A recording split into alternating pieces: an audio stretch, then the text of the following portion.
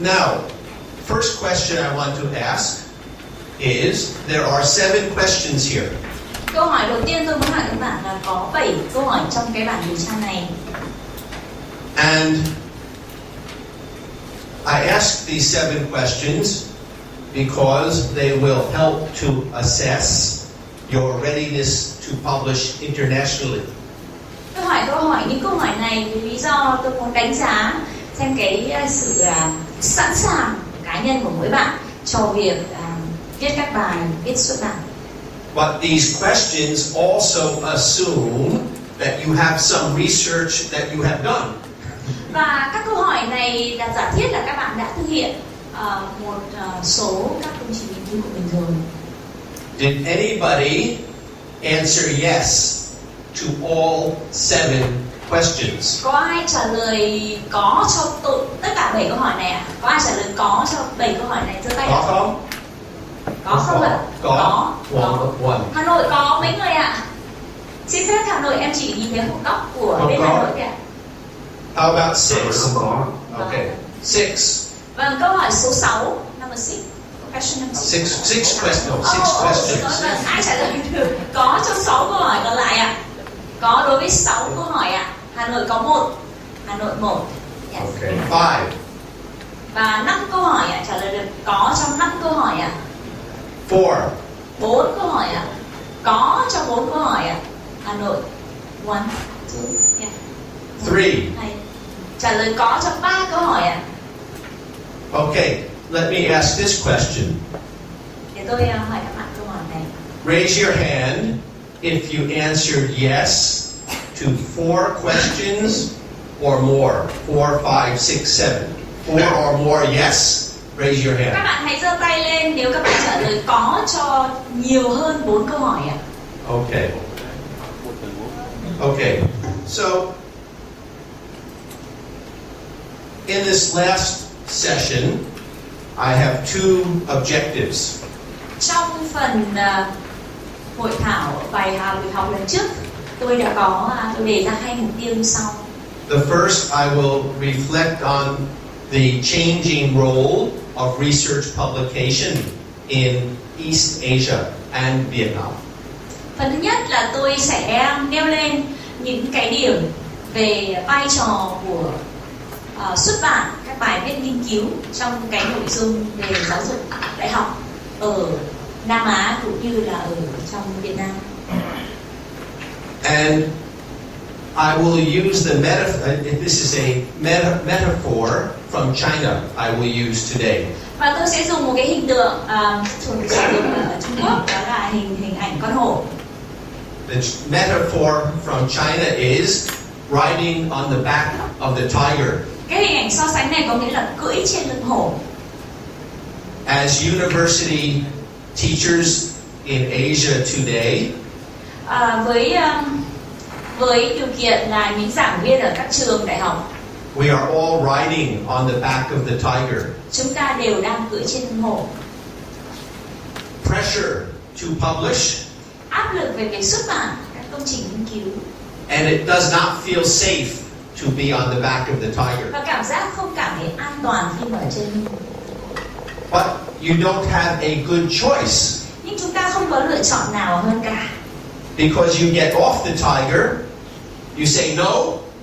Bởi vì nếu như các bạn ngã khỏi lưng hổ thì các bạn biết điều gì xảy ra rồi đấy.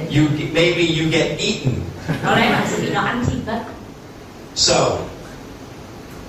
the second of the objectives is to talk about strategies for publication.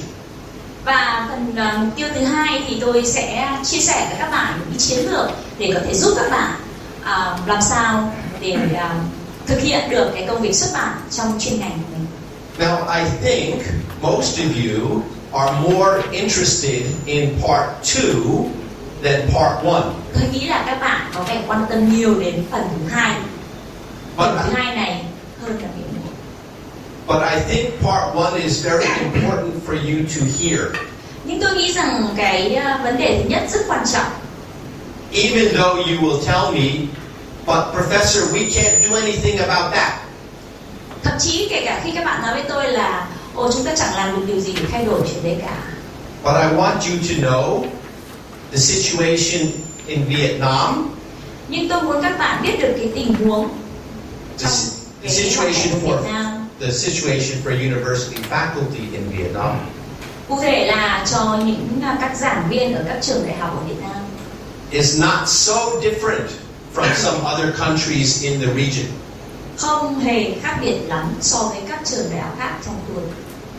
But as the Chinese like to say, nhưng như người Trung Quốc thường nói, this is publication with Vietnamese characteristics. Xuất bản theo kiểu Việt Nam. That means you have your own particular situation. Có nghĩa là các bạn cũng có cái tình huống riêng của mình. That makes your situation different from Thailand, Malaysia, China, Hong Kong. Làm cho cái tình huống của chúng ta trở nên khác biệt so với các nước khác như là Thái Lan, Trung Quốc, Hồng Kông. So I will try and keep more time for today to spend on the second objective and leave plenty of time for questions. Vậy trong buổi học ngày hôm nay tôi sẽ tập trung nói rất nhiều về chủ đề thứ hai và tôi sẽ dành nhiều thời gian cho các bạn hỏi những câu hỏi các bạn quan tâm về chủ đề này. If you ask me technical questions about publication, I am very confident I can answer them. Nếu các bạn hỏi những câu hỏi rất là mang tính chất tập trung vào vấn đề xuất bản, tôi sẽ trả lời các bạn một cách rất tự tin. If you ask me political questions like when will things change? Nếu các bạn hỏi tôi những câu hỏi mang tính chất chính trị như là khi nào thì mọi sự thay đổi, thì more difficult for me to answer. Thì sẽ khó hơn. Okay, let's begin. Chúng ta hãy cùng bắt đầu. So I already talked about this metaphor of riding the tiger. Và tôi đã vừa mới nói với các bạn về hình ảnh ngựa trên lưng hổ. Throughout East Asia, not only East Asia, throughout the world, universities try to climb up the World University Rankings. Không chỉ ở khu vực châu Á, cũng như tất cả các nơi trên toàn thế giới, tất cả các trường đại học đều nhắm tới mục tiêu là lên cao trên bậc thang xếp loại trường đại học. And the pressure to move up is the tiger. Và cái áp lực phải ở trên nấc thang cao có nghĩa là chúng ta cùng cưỡi trên lưng hổ. And this is increasing the pressure on faculty to publish. Và điều đó đã đặt lên một cái gánh nặng vô cùng, áp lực vô cùng lớn lao trên vai của những người giảng viên của trường đại học. All around Asia, in the past, university managers would say faculty should publish. That everyone used to say faculty should publish. Trong những năm vừa qua, trong quá khứ thì tất cả những người quản lý ở các trường đại học đều nói rằng tất cả những thành viên của trường đại học đều phải xuất bản. But if you didn't, nothing happened. Nhưng nếu bạn không có làm được cái đấy thì chẳng có điều gì xảy ra cả. Mostly just talk. Phần lớn là mọi người chỉ nói thôi. And also, no consequence for the university if the faculty did not publish. Và trong và trước đây thì cũng chẳng có trường nào chịu cái hậu quả gì nếu như các giảng viên của họ không có bài viết xuất bản. In addition, thêm vào đó, in Vietnam, you used to live and work like on an island. Thêm vào đó thì ở trong cái tình huống của Việt Nam các bạn thường là sống và học tập và làm việc giống như là trên một cái hòn đảo riêng biệt. You know there is a world out there. Các bạn biết là có một thế giới nào đó ở đằng xa. But the only thing that really matters is what happens on the island. Nhưng mà điều quan trọng là những cái xảy ra ngay tại đây, cái hòn đảo mà chúng ta đang sống, cái ốc đảo mà chúng ta đang sống. So, even for university faculty, if you only publish in Vietnam, you still get promotion. Điều đó có nghĩa là kể cả cho dù bạn chỉ có những bài viết ở trong Việt Nam thì các bạn đều được thăng quan tiến chức. And everybody understand the situation. Và tất cả mọi người đều hiểu điều đó. They understand what they need to do. Họ đều hiểu rằng họ cần phải làm gì. And what they don't need to do. Và những điều họ không cần phải làm. But things are changing now. Nhưng tất cả đang thay đổi. Not only Vietnam, but all of the countries in Asia. Không không chỉ đối với Việt Nam mà đối với tất cả các nước trong khu vực. And in my opinion, theo chủ quan cá nhân của tôi, it comes back to the world university rankings. Theo tôi, đó là bởi vì cái áp lực trong cái vị trí xếp hạng các trường đại học của thế giới. Now, you cannot be an island. Now, bây giờ thì chúng ta không thể nào mà sống trên một ốc đảo nữa. Because if you only have the rules that work on the island, you will lose out there. Bởi vì nếu như các bạn chỉ có những cái quy định, những cái luật lệ mà có thể áp dụng ở trên cái ốc đảo của mình, thì các bạn sẽ thua ngay trên chiến trường quốc tế. And that is not only Vietnam, that is Thailand, Malaysia, all of the countries, China. Điều đấy cũng đúng đối với cả các nước khác như Malaysia, Thái Lan, Trung Quốc, vân vân.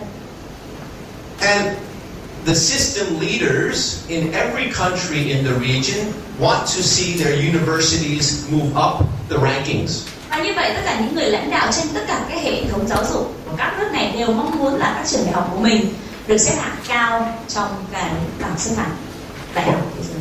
Malaysia has a national goal to have one university in the top 50 in the world by 2020. Ví dụ như là trong trường hợp của Malaysia, cho đến năm 2020 người ta đặt ra mục tiêu phải đạt được ít nhất một trường đại học được vào top 50 trường đại học của thế giới. In China, if you are a faculty member in China and you publish in the top scientific journal like Science, you will get bonus $30,000 US. Ở Trung Quốc, nếu như các bạn là giảng viên hay là nhà nghiên cứu trong một trường đại học mà các bạn có bài viết được xuất bản trên tạp chí quốc tế, ví dụ như là tạp chí khoa học, thì các bạn có thể được giải thưởng lên tới $30,000. In Hong Kong, ở Hồng Kông, the newspapers follow the rankings very carefully. Ở Hồng Kông, tất cả các thông tin đại chúng đều tập trung vào việc xếp hạng các trường đại học trên thế giới. And every country in the region now. Và họ theo dõi xem tất cả các nước ở trong khu vực đạt được cái khung này. So I say that world university ranking is like a fever, like a virus. Và theo tôi thì cái này nó giống như là đang có một cơn sốt về xếp hạng các trường đại học. But it's not going to leave us anytime soon. Cơn sốt này sẽ khó mà ngưng trong thời gian tới. I worked with some universities in Malaysia. Tôi đã làm việc với một số các trường đại học ở Malaysia. And you can see from 2004 to 2012 the change. Các bạn có thể thấy là trong năm so sánh từ khoảng năm 2004 cho đến 2012 đã có một sự thay đổi. So this is under 2004, this is a quote from a member of the Malaysian Parliament. Đây là một trích dẫn của một người làm trong quốc hội của Malaysia.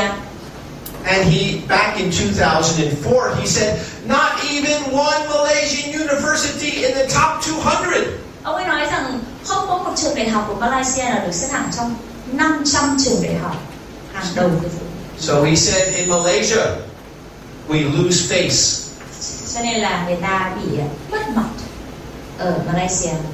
And 8 years later, they set the goal to have one university in the top 50. Sau đó 8 năm, tức là 2012, Quốc hội Malaysia đã đề ra mục tiêu là người ta phải đạt được ít nhất một trường đại học trong số top 50 trường đại học thế giới. They increased their investment in the universities. Họ tăng cường những nguồn lực tài chính đầu tư cho các trường đại học. Creating new research funds. Và họ có thêm những nguồn lợi dành cho nghiên cứu. New training. They set up a training institute for the university leaders. Và họ sáng lập ra những học viện đào tạo chuyên gia nghiên cứu cho các trường đại học. So they're doing a lot of new strategies. Và họ thực hiện rất nhiều những chiến lược. I just read an article yesterday in the newspaper. Ngày hôm qua tôi mới đọc một bài báo. That China is sending thousands of their their deans and vice presidents and presidents to all of Western countries. Rằng Trung Quốc đã gửi tới hơn hàng ngàn những người học giả bậc cao, những người lãnh đạo bậc cao ở các trường đại học, đi đến các trường đại học ở phương Tây. To try and understand how to manage their universities better. Để học về cách quản lý các trường đại học cho tốt hơn. My point is that this is all around the region, not only Vietnam. Cái điều tôi muốn nhấn mạnh rằng cái sự việc này nó xảy ra không chỉ đối với trường hợp Việt Nam mà đối với tất cả các nước trong khu vực. Now, the Ministry of Education and Training in Vietnam has set a national goal to have one university in the top 200. Và như các bạn đã biết, Bộ Giáo dục và Đào tạo Việt Nam đã đề ra mục tiêu trong năm 2020 sẽ đạt được ít nhất một trường đại học trong top 200 trường đại học thế giới. Very ambitious. Rất là tham vọng. But there's a big problem. Nhưng có một cái vấn đề vô cùng lớn. If, like in Malaysia, when you set the goal, you have to have a strategy to get there. Giống như Malaysia, nếu như các bạn có mục tiêu thì các bạn phải có những chiến lược để thực hiện các mục tiêu đó. And the single biggest factor that impacts the ranking of the university, the single biggest factor that impacts world university ranking is research productivity. Và một cái nguyên nhân duy nhất, quan trọng nhất để giúp cho trường đại học lọt vào top các trường đại học thế giới, đó là những chứng chỉ, những cái chỉ số về nghiên cứu. Now, if last week or 2 weeks ago I made a presentation in Hanoi.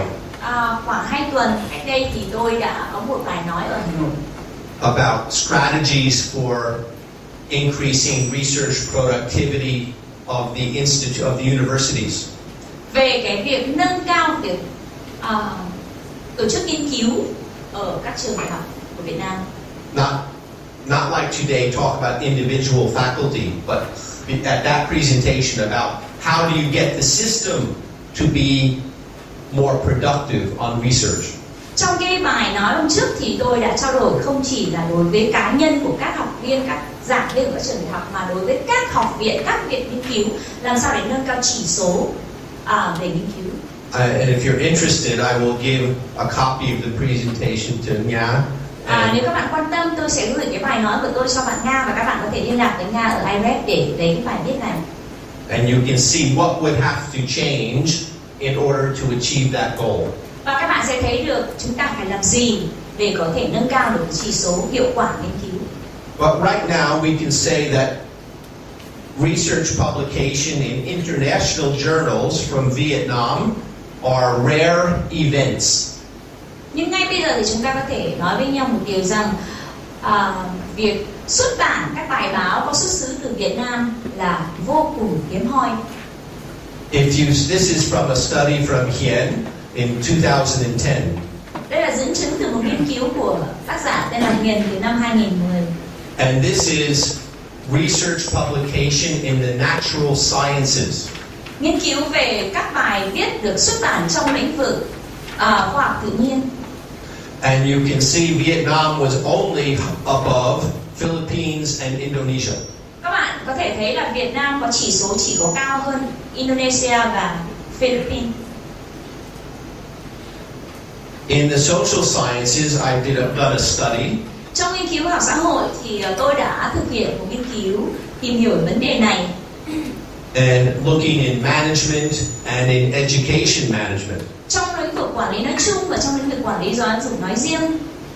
And found almost no studies published internationally in the journals that I looked at since the year 2000. Hầu như tôi không tìm thấy một bài xuất bản nào trong lĩnh vực nghiên cứu này từ năm 2000. In education management, it was zero. Trong lĩnh vực quản lý giáo dục không có bài viết nào. And in general management, like from the business schools, a little bit higher but not much. Nói chung trong lĩnh vực quản lý nói chung thì chỉ có một số ít bài.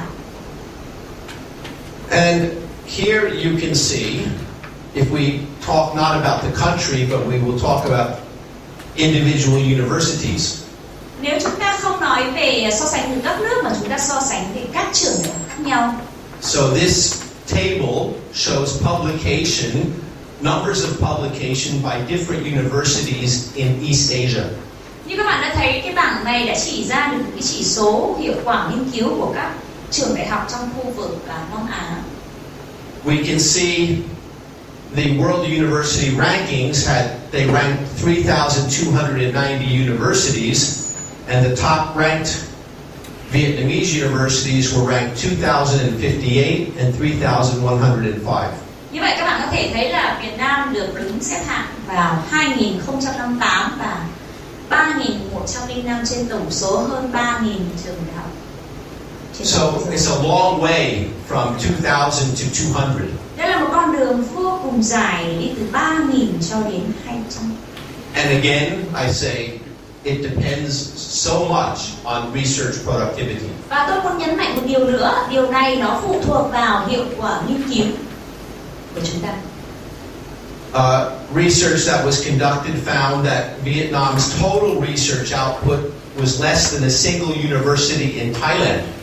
Những nghiên cứu về hiệu suất nghiên cứu đã chỉ ra rằng hiệu quả nghiên cứu của Việt Nam so với cả nước, tức là tính tổng số cả Việt Nam, nhỏ hơn hiệu suất nghiên cứu của một trường đại học.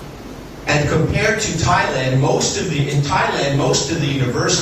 the research is published by university faculty. Sau đó, trong đó khác hẳn với Việt Nam, ở Thái Lan thì tất cả các bài viết xuất bản đều được thực hiện bởi các nhà nghiên cứu là giảng viên ở các trường đại học. But in Vietnam, most of the published research comes from research institutes, not from university Nhưng trong faculty. thực tế ở Việt Nam thì tất cả những bài viết nghiên cứu đấy không được thực hiện bởi những giảng viên đại học mà từ các viện nghiên cứu. So this is what you can call a major structural problem. Đây các bạn có thể nói đây là một vấn đề về cấu trúc của hệ Because thống. if the funding and if the support for research all goes to research institutes, how can the universities, faculty rise up?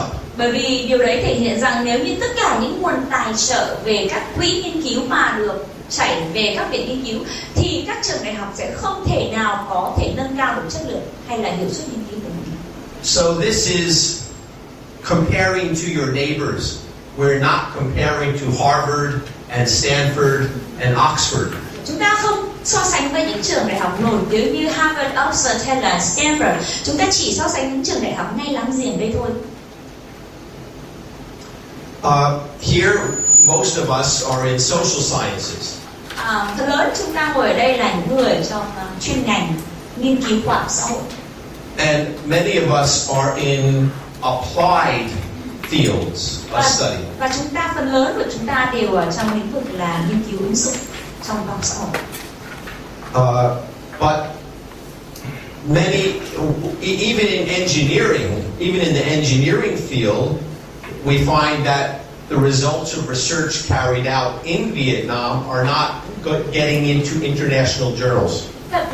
Nhưng mà thực tế cho thấy thì kể cả trong lĩnh vực kỹ thuật thì cái tỷ lệ của các bài viết nghiên cứu trong lĩnh vực kỹ thuật cũng thấp hơn rất nhiều so với trong lĩnh vực xuất bản kinh tế. And as I suggested before, most of the research in Vietnam is done in the natural sciences, physics, mathematics. Và như tôi đã nói, phần lớn các nghiên cứu được xuất bản ở Việt Nam là trong lĩnh vực nghiên cứu khoa học tự nhiên, giống như là vật lý, toán học.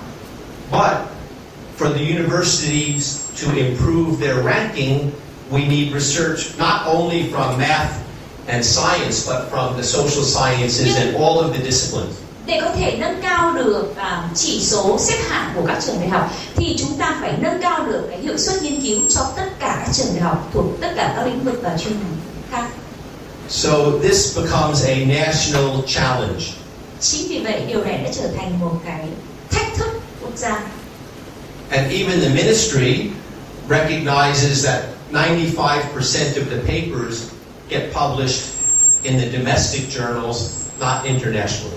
Và thậm chí ngay cả ở Bộ Giáo dục và Đào tạo, ngay cả những cơ quan như Bộ Khoa học và Công nghệ, người ta cũng đã phát hiện ra rằng, đã nhận ra rằng là phần lớn đến 95% những bài viết xuất bản về nghiên cứu đều được thực hiện ở trong nước bằng tiếng Việt. And it's no surprise to all of you that the system that you work in does not give you a lot of support to publish. Và không có điều gì ngạc nhiên đối với các bạn là cái hệ thống của chúng ta đã không có những cái sự hỗ trợ đáng kể cho chúng ta để thực hiện được công việc nghiên cứu cũng như là xuất bản bài viết nghiên cứu. I didn't come here this afternoon to depress you. Tôi không đến đây buổi chiều ngày hôm nay để làm cho chúng ta bị căng thẳng. But I want you to see your task in relation to the rest of the region.